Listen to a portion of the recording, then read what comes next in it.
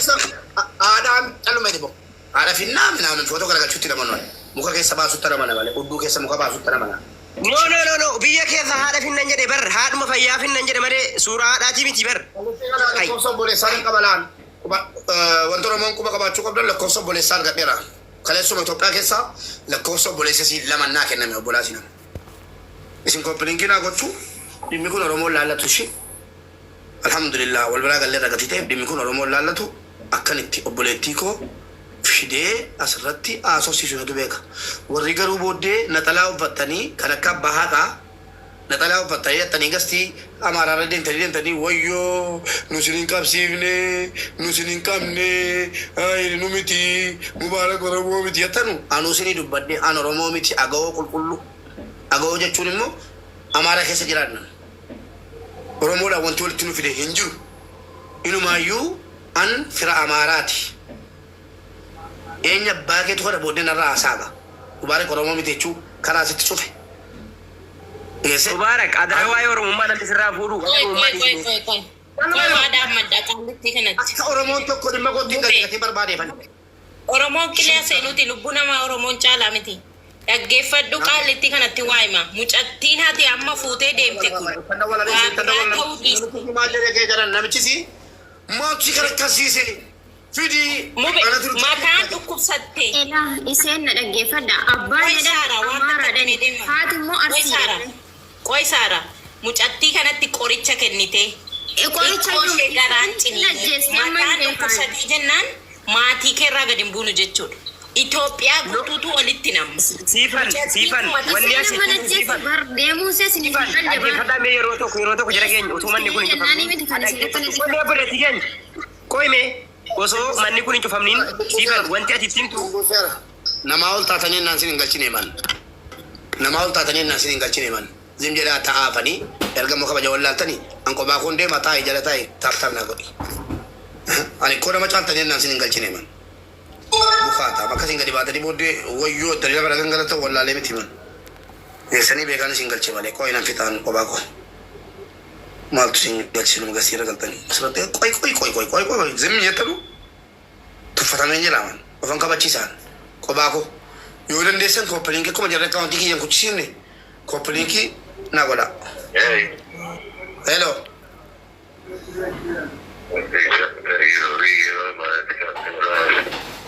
Wallahi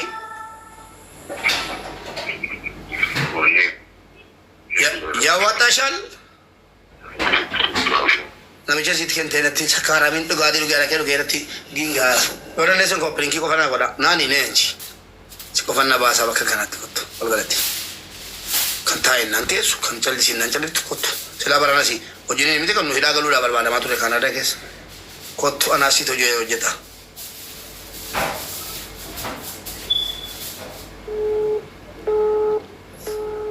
nani orgali alifi kabaja wali lamni gastira sin kai jennan nama oli no fin jettani ijitani natu bidan sin injiri mucha yoruguma wanu mata wala ganu lalata wala gi obola kenya yottani coupling shegoda sababi wala gan ke satinamni waate mormi nu raakete buratani galani waan dubbanne nu wala gan ke satinu fitan jechuudhaan intala oromoo wala gaa gurguratanii deebi'anii ifaan ifattachuudha namichi nan bitadhe jedhee intala nan bitadhe jedhee tuffii jarri ummata oromootiif qaban agarsiifatanii jiru miti anatu irraa baasa mubaarik naan hin jedha waraabadhaa lafa kaa seenaadha wallaahi qophaa kungumaa baasa hadha ooleen bulun tusi dhageessanu bilbile الهاتف المتحرك نتفتي أورمو كما سديد إبسط دي تفتي أنت لا أورمو فرتين أنت بدي أنت اللي يكون مالقول أنت ويقول الشيء فهمتي ويبيع قال فهمتي هلو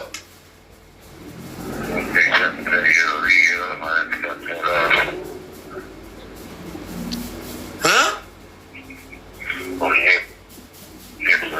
نعرف ساجنا ساجنا كيا رتي أبا مناسي يقول لي بانون جبتنا وجرات تنتظر بطل بريسا coupling tarta قولاسين اوكي ميرا بوليتي بوليتي كتو ما دوما تورو موتتي وان سيسين جت ديما بربار ديما Isiini wallaggaan keessatti haadholii keenya meeqa dhume keessa yoo dhume maali jette deddeebi'u uummata Oromootti. Kana bicha daa'ime. Isaatu waa biraan barbaadu. Hayyee isheen kan isheen jettee. Obboleettii kee nambite jedhee moo nambite siin jedhee moo maal siin jedhee obboleettii kee. Kana qofa irraa dubbadhu. Waan bare akkana taatee nyaata dhawwatee gubbatii sii muree midhaan naan hin jedhin. Bakka barbaadu qofa naa dubbadhu bakka dhugaa. Bakka barbaadu jiraan. Bakka lama. Bakki suni tokkoffaa wallaggaan keessatti maal taane siin jetti tokko. Isheen kan isheen jettee. Midhaan kun hin gurguramte moo akkamitti dhattee itti heerumte moo bakka kana qofa naa dubbadhu. Okay. Tokkoffaa irratti ati wallagga waan taatiif keenyayyuu meeqatu dhumaa jira. Ati yoo duute immoo matakaayyuu miti nutti jettee akkasitti dubbattisen. Lammeeffata immoo namtichatti gurguratte. Namichi immoo qarshii akkanaa hanganaaf dadhedhee jira inni. Galgalallee gurra keessanii miidiyaanis dhageeraatis dhageesseettaa qarshii hiyyaan bitadhe jedhee dubbate namtichi. So kanaafiyyuu waan dhugaa ta'eef immoo darbatamtee sokkiteeni. Mucaa wanta dubbannee fi wanta seen hin dubbannee fi ijaan ifatti. Ijaan na dhifatte yeroo baay'ee jette. Oromoon arge kamaa kalas. Oromoon arge hin diraamicha beekaa waame man. Yeroo itti fudhee kadhadhee kunoo waan hin jedheen itti Oromoo. Naani itti dhaggeeffadha. Oromoo hundi keessa dhaggeeffadha akka itti malaan fide jechuudha. Dhufuu diddee jennaan mucaan biyyatti geggeesse teennaan suutuma maal hin jedheen uummata Oromoo biratti maqaan kee badeera jedheen ilaala. Bakka lijuuta daggananii. Ilaala. Bakka taa'ee ችግር የለውም አንቺ ባለውለታ ነሽ ታዲያ እንደዛ ከሆንሽ አሁን አገናኛልኩሽ እኮ አገናኝ ታዲያ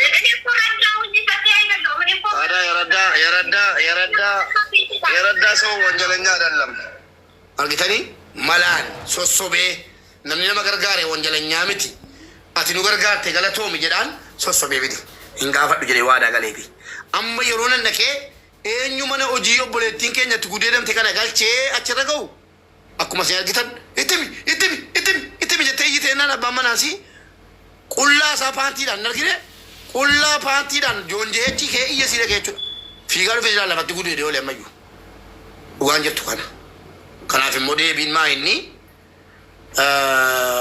Oromoon wal keessa deebi'ee wal qabee wal fannisee udduutti muka wal koree fudhatee dhufuurraa jessanii namni qabamee dhufu jira. Namni qabamee dhufee fannifamee asirratti ibiddiitti qabsiifamee naan obboleettiin keenya biyya galfamtu ni jira. Qoshaasha. Waliigastii dammoo galtanu adaba qabadhaa ta'a. Dhimmicha hin beektanu miti amma fixutti isin ittiin kenna dhimmicha xumureen isin itti kennaa.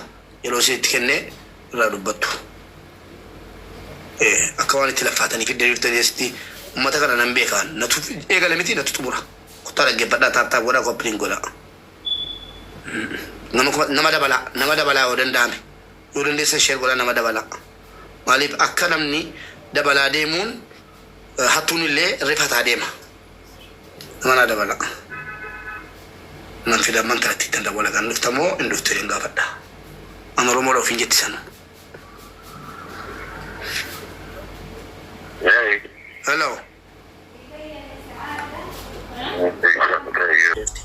Intala amansiisee intalli eeyyee wajjin bulleerra kiraasii tokko keessa bulleerra maal ergasiin jetteen booda eenyuun ni mana sana galchee irratti wal lollee edas qaalittidha. Eenyu kabana sana si galchee mana ati itti gurguramte kan namichi maal jedhe nan bitadhe jedhe. Bisee nan bitee jedhe intala. Nam fuudhaa jedhe ilmoon irraa barbaadaa jedhe biyya galtee dhuftu jedhe anaanuu namichi jechuudha. Garuu erga miidiyaa irra jira jennee isiinii jarjartee dubbadhu jennaan ana asirratti waan akkanaan dubbadhu an jedhe silkii nutti dhufe. Kanaafi maal nu gochuu dandeessa? Maal nu gargaaruu dandeessa? Okay, dhimma kana amma micayyoon kun intala kana bira jirti mitire ulfa ishiin kun daandirraa hin kaasee mana kootittan ol galche biyyarraa ol fuuftee dhuftee jettee viidiyoo dalage. Erga daandiirraa kaastee galatoomi gaabirree. Erga daandiirraa nu kaastee ha galatoomtu galata guddaa uummata Oromoo biraa qabdi. Maaliif waa hunda gaafadhee mucaa kaleessa daqiiqaa 27 naasee amansiisee kalaas mube namicha wajjin buleera jette. Mucaan sodaachisa maarti. Namicha waliin bulleerraa algaa tokko irra bulleerraa ilmoos naadeessa naan jedheeraa maalee gaa jirra maa kana caala mucaan akkana na godheera jechuu eenna. Okay. Arabiin kilaasii tokko keessa wajjin bulee hammatee wajjin bulee kilaasii tokko keessa wajjin bulee dhiise jechuun manaama. Mucaan kun erga biyyaa baate ija 8. Ulfi isiin qabdu immoo ulfa ija 7. Erga akkas jettee dhiisi naa galeeraa jedheeni. Nama hojii kana si galchi jedhee ammas gaafannaan qaalittiin bidaqixee gaaftee arabni wayii dhufe kalaas jedhee balaa buuse jennaan arabichi immoo abbaa manaa qaalittii kanaati. Kanaaf geesse mucaan ulfeessamuu hin shakkin.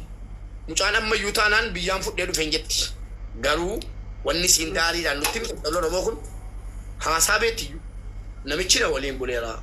Ilmoon irraa argattas jedheera. Ilmoon irraa argannas naan jedheera. Kilaasii tokko keessas bulleerra. Manas cufannee kutaa tokko keessa ji'a tokko wajjin bullee jetti. Sagalee yoo barbaade sii banuu hin danda'a.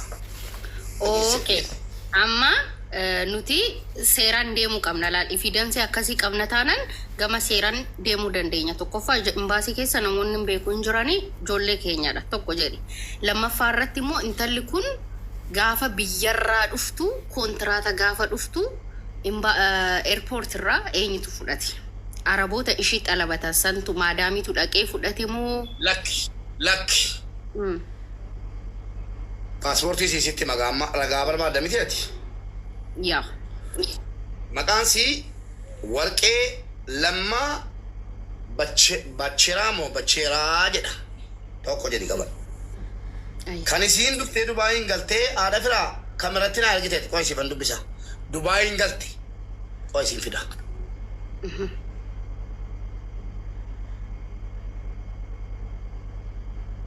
Sagaleen kiyya nagaaman si dubbadda. Jira sagaleen. Kan isheen dhufte biyyarraati qatitaa Dubaay sii galee Dubaay irraa erga dhuftee jettee immoo sirraatiin kan deemtu. Gaafa digdamaa ji'a 8ffaa 2024 Dubaay galtee mucaan kun. Kunoo ijoollee Dubaaytu naa baasee naa kenne. Sii galee Dubaayitti xalabamtee kan isiin dhufte gaafa digdamaa ji'a 8ffaa 2024 Dubaay galte. Gaafa 22 ji'a 9ffaa ji'a tokkoof guyyaa 2 qofa as teessee ji'a tokkoof guyyaa 2tu Dubaay teessee tu hojiin galin. Gaafa 22 ji'a 9ffaa 2024 Dubaay dhatte. Intana Libaanoon dhatte. Baate biyya kanaa jedha. Intanaan biyya kompiitarri biyya kanaa akkas nuu baase. Gadhiiftee baatee jedha. Sii galee? Eessatti baate? Libaanoon itti baate. Mucaan kun kan isii xalabamtee dhufte Beeruutiin tun taanee Dubaay. Garuu Dubaay kan isiin seente gaafa 20 ji'a 8ffaa 2024 seente gaafa 22 ji'a 9ffaa gurguramtee 2024 Dubaay dhatte. Intana Libaanoon dhatte. Sii galee raama. Dalalarra. Okay. Ji'a 8 jirti. Biyya kana gaafa asittillee waa beeki dhiifama waliin takka iqaamallee qabdi waan jetteef akka biyya sanatti ta'e ergiteedha kana beeka iqaamaa hin qabdi. Qaalittiin dhulkaa baate malee intalli Iqaamaa qabdi. hin marambaramti. Yeroo marambaramtu keessa yoo ulfataate iqaamaa wayii kennamuuf mucaan immoo iqaamaa qabdi jedhan qabadhu bareechiti. Duruma gaafa dura wallalle iqaamaa irratti iqaamaan ishee ji'a tokkoo fi waggaa tokkoo fi ji'a 10 irraa teesse ji'a 2 qofa irraa teesse kan waggaa takkaaf ji'a 10 irraa kaffalii namichi akkanatti natsaa hin galtuu jette sii galee iqaamaan irraa dalaksiifamee jira jechuudha walumaa galatti kanuma duraa wallalle jechuudha. Iqaamaa hin qabdi jetti. Iqaamaan immoo utuu yoo nutsuu taate malee ulfatti akkamitti iqaamaan dalaksiifamuu danda'a namni tokkotu meedikaalaan gadiin akkamiin iqaamaan dalagama.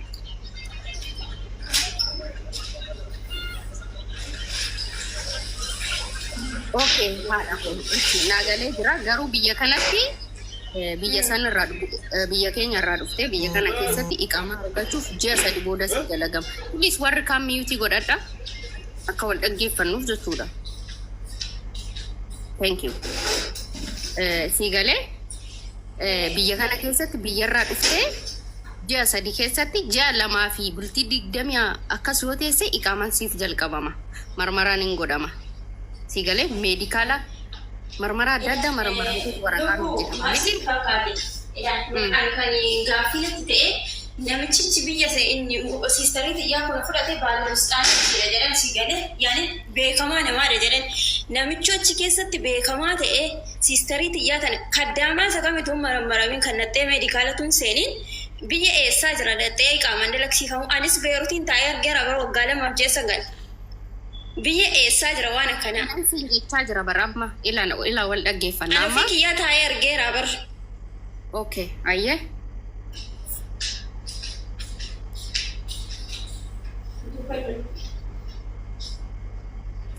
Amma ani kanas hin jedhe yeroo mucayyoon kun biyya kana dhufteen iqaamaan hojjisiifamu ji'a lamaaf wayitti. እንደዚህ አይነት ነገሮች ብሔር የለውም፣ እምነት የለውም። እንደዚህ አይነት ወንጀል ብሔር የለውም። እንደዚህ አይነት ወንጀል አማራ ብትሆን ትግራዊ ብትሆን ኦሮሞ ምንም ብትሆን ማለት ነው ብሔር የለውም። እንደዚህ አይነት ወንጀል ብሔር የለውም ባይ ዘ ዌይ። ስለዚህ ይሄ የሁላችንም ግዴታ ነው። እቺ የኦሮሞ ተወላጅ የደረሰባት ወንጀል ለአረብ ተሽጣ በሀቢባና በዚች ልጅ ለአረብ ሽጠው አስደፍረዋት ለአንድ ወር ቤት ውስጥ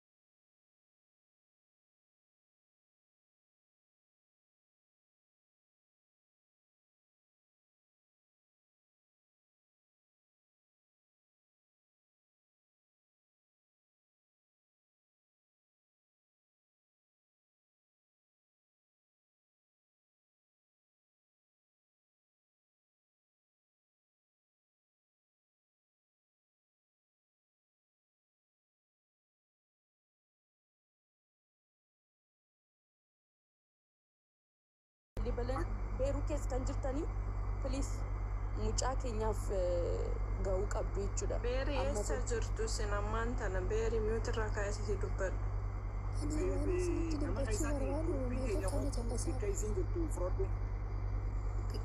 Mataar jirtu eessa jirtu sin ammaan tana naa himi. Namni biraan dubbatanaa please nuti warri as jirru wala hubannu beeri eessa jirta mataar deemtanii Poortii jiru ijoolleen alaatti hin jiru ijoolleen poortii jiru garuu namni bilaarillee dhaqaa jira yoo kan sitti dhiyaatan ta'e jechuudha. Okay, anjisir mataar jira nam fudhadhee deema bakkash. Okay, kottu nama walsiquna. Obboleettii laal oflaan kataan nu dhaqi nagayaan nu deemi qaamaan nu dhaqaan ijoolleen nutti dabalamaa jechuun jiranitti deema. Ganni ofii qofa otoo hin taane dhiirallee qabaduu deemi namoota waraqaa Lakki zeenii fadhaa achi jira namni ni jira bara ammallee namni beenuu jirtan har'aa as jala taa'u. Mucattiin amma isin bira ta'uu qabdi maal taatanii namni hin jiru achi namni hin qabnu mubaar nama hin qabnu achi. Ai waan ofii ajaa'iba natti hangana mubaarak dhaabbannee garii uumne misla mubaariku har'isee wantati baruu qabdu oromoonis baruu qabu wannati baruus qabdu wanni namni hundiyyuu jala jiru baruu qabu. Meejoo please text naaf godhame ijoollee lakkoofsa tokko naaf barreessaa ijoollee keenya achi kan jirtanii beeruut keessa jirti. Waan ofii guruppii si galchaan qoyi waan ofii guruppii qabnamnu waan kun waan talli siyaar ta'e guruppii guddaa qabna waan ofii sittani malaqeeffadha. Ijoolleen keenya biyya Libaanoo keessa maleegossa. Mee ijoollee please lakkoofsa tokko. waan ofii mubaarik siyaana qoos. Waan ofii እኔ ግሩፕ አስገባሻለሁ። እሺ ግሩፕ ሲገልጫ ኮሰገ ቴክስት ነው ወዲቲ ግሩፕ ሲገልጫ ሊባኖ ኬስ sana simbil bila bayin bodde እሺ ኮፋ ቢየሰነ ኬሳ ቢሪን ጅሩ በርቶኒ ወል ጅረን ሞ ኩኖቲ ቤሪን ኩዌን ግሩፕ ሰነ ኬሳ ጅሩ ሲንገልጫ ቆደ ላይ ጫጣ በተኒ ኩኖ ማ አርጋ ጅርቱ ኩኖ ቪዲዮ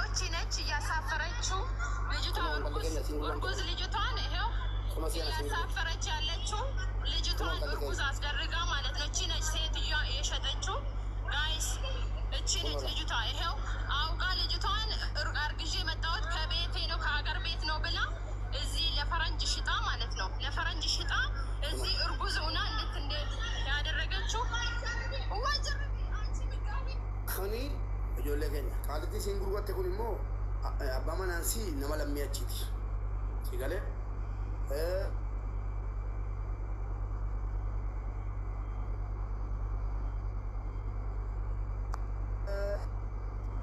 yeroo isiin gaafatutti maal jette ummanni keenya wallaggaa keessatti dhumaa jiru quxuraan qabu maal yoo duute